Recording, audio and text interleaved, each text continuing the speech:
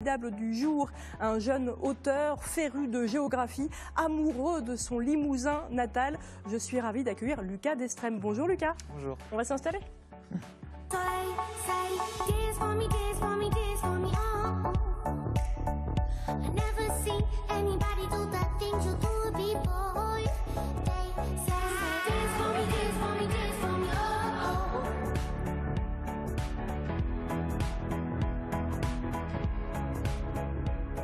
Lucas, je le disais, vous avez un fort attachement à votre région natale, le Limousin, attachement qui se concrétise avec des livres que vous avez publiés chez l'éditeur Mon Limousin. On va surtout parler du dernier en date, qui est sorti récemment, 101 panoramas et points de vue en Limousin, surtout en Creuse et en Haute-Vienne. Est-ce que vous pouvez nous présenter ce livre qui vraiment est un guide finalement ? C'est ça, j'ai voulu que cet ouvrage soit un guide assez pratique, qui puisse être accessible au plus grand nombre. L'idée étant de proposer ici une sélection de 101 sites, alors 101 c'est un choix éditorial, 101 c'est plus percutant, une sélection de sites qui ont comme point commun de donner à voir une partie plus ou moins large du paysage limousin dans sa diversité. Et cette sélection, elle concerne effectivement pour l'instant la Creuse et la Haute-Vienne. Très bien, avec un tome à venir, j'imagine, sur le 3e département du Limousin. Vous imaginez bien, sur la Corrèze, qui aura le droit à son ouvrage spécifique. Alors, 101 panoramas et points de vue, vous présentez des points de vue un peu en hauteur, on a des vues un peu dégagées, mais pas seulement. Il y a plein de coins un petit peu secrets d'ailleurs qu'on découvre dans votre guide. Oui, j'avais envie que cette sélection soit un prétexte pour aller découvrir des éléments de patrimoine qu'on ne connaît pas forcément ou que moi j'avais envie de mettre en valeur, du patrimoine industriel, des sites historiques un peu moins connus.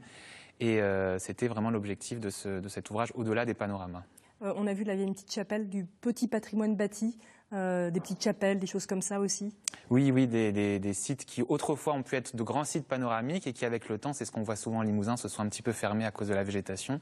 Mais en creusant un petit peu et en allant se laisser surprendre par le paysage, on peut trouver encore de belles ouvertures. Alors il y a des évocations aussi un petit peu historiques, des coordonnées GPS bien sûr, parce que l'intérêt c'est qu'on puisse se rendre en voiture, à pied, dans ces endroits, sur ces sites. Il y a plein d'indications, il y a aussi noté les équipements sur place, table de pique-nique ou autre. C'est vraiment un guide pratico-pratique. Oui, j'ai vraiment comme souhait que ces sites puissent être accessibles par le plus grand nombre. Alors, je trouve que l'idéal, c'est quand même de pouvoir y accéder à pied, puisque l'expérience de l'ascension, elle fait partie de la découverte des sites panoramiques. Mais comme ce n'est pas possible pour tout le monde, j'ai eu envie de montrer qu'on pouvait aussi s'en rapprocher autant que possible avec une voiture. Et c'est pour ça qu'il y a un certain nombre de détails assez pratiques, oui. Alors là, voilà, il y a des sites remarquables. Il n'y a pas seulement des points. Alors là, c'est un très beau point de vue. Là, tout ça, ce qu'on voit en image, ce sont des beaux points de vue. Il y a aussi, pas forcément des panoramas, mais des sites remarquables, des sites naturels remarquables. C'est ça. Les panoramas ne sont pas forcément très larges, mais on peut avoir ce qu'on va appeler un cône de vue qui va être assez étroit, mais qui peut être profond ou qui peut donner sur un endroit assez méconnu.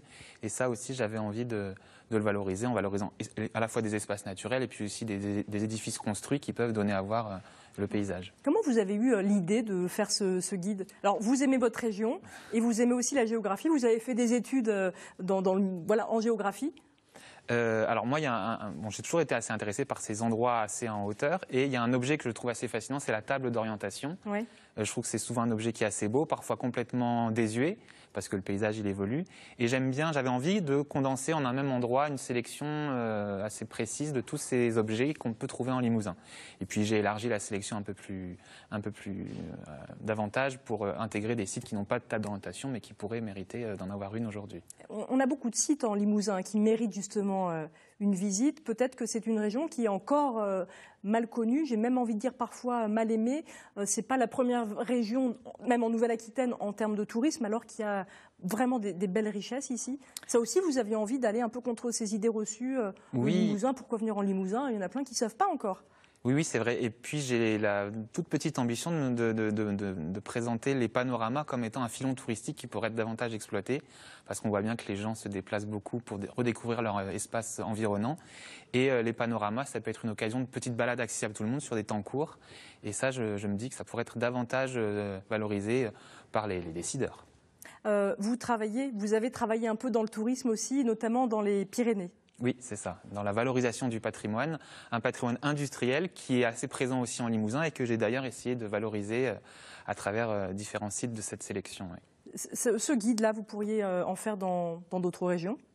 Oh oui, c'est certain. Alors, il y a des départements où ce serait très compliqué, puisqu'on a des départements, les départements montagneux notamment, où on a des points de vue un peu partout. Donc la sélection sera encore plus rude, mais c'est un principe qui pourrait être décliné dans un certain nombre de territoires. Oui. Alors, je vous ai demandé en préparant l'émission de nous dire votre point de vue à vous, votre panorama, votre site préféré. Vous m'avez dit la butte de Frochet. Alors, pourquoi ? C'est où et pourquoi? Ça fait partie de mes préférés, j'en ai beaucoup de préférés, mais la butte de Frochet, c'était difficile de choisir, il faut bien dire. C'est pas facile, c'est dur. Mais la butte de Frochet, j'avais envie de l'évoquer parce que c'est un site assez original. Il est situé vraiment à la limite ouest du Limousin, à la limite ouest de la Haute-Vienne, donc il donne sur la Charente. C'est un panorama assez spécifique, assez original, donc c'est pour ça que j'avais envie de le valoriser. Et puis, il y a tout un parcours à pied assez simple à faire qui est à accomplir avec un petit fascicule à télécharger qui vous donne à voir le patrimoine géologique, les légendes du territoire, tout un tas de choses assez variées. Et ça aussi, je trouve que c'est très intéressant. C'est vraiment sympa ce guide parce que qu'on soit de passage, des touristes ou même qu'on habite en Limousin, parfois on ne sait pas trop quoi faire le week-end. Et ben là, ça peut vraiment donner des idées de petites balades, voilà, d'objectifs, pas forcément très loin. Et comme vous le disiez, quand on est touriste dans la région, pas besoin d'aller effectivement à l'autre bout du monde. On a plein de belles choses à redécouvrir ou à découvrir tout simplement, pas très loin de chez soi. C'est ça, il faut se laisser aller à la découverte. Et les panneaux qu'on trouve sur place ou les guides de randonnée ne donnent pas forcément toujours toutes les indications. Et c'était aussi l'objectif de cet ouvrage, c'est de condenser des informations qu'on trouve un peu partout pour y avoir accès facilement quand on a 1 ou 2 heures devant soi pour aller se balader. Alors vous aviez déjà écrit un livre avec l'éditeur Mon Limousin. Le nom de l'éditeur vous va bien, Lucas. Oui, tout déjà. à fait. Oui. Le dictionnaire des rues de Limoges, ça vous a demandé un travail de recherche gigantesque. Vous avez recensé vraiment tous les noms de rues de Limoges, de votre ville. Alors c'était assez gigantesque parce que je n'ai pas inventé les éléments que j'ai mis dedans, donc il a fallu croiser le plus grand nombre de sources les plus fiables possibles. Alors toutes les rues n'y sont pas, c'est ce qu'il faut. C'est souvent la déception des gens qui reviennent me voir en disant j'ai pas trouvé ma rue. Il y a plus de 1800 rues, je crois, à Limoges. Il a fallu faire une sélection. Il n'y en a que la moitié, si je puis dire. Mais ça fait déjà un ouvrage assez conséquent. Et j'ai choisi surtout de valoriser les rues, certes les rues principales, mais toutes les rues dont le nom renvoie à une réalité locale, un personnage du Limousin, un lieu-dit, un événement historique local. Donc c'était comme ça que j'ai... Très documenté, il y a des vieilles cartes postales, des vieux documents. Vous êtes allé chercher tout ça où ? Alors, les services d'archives compétents sont très précieux, les archives municipales, les archives départementales.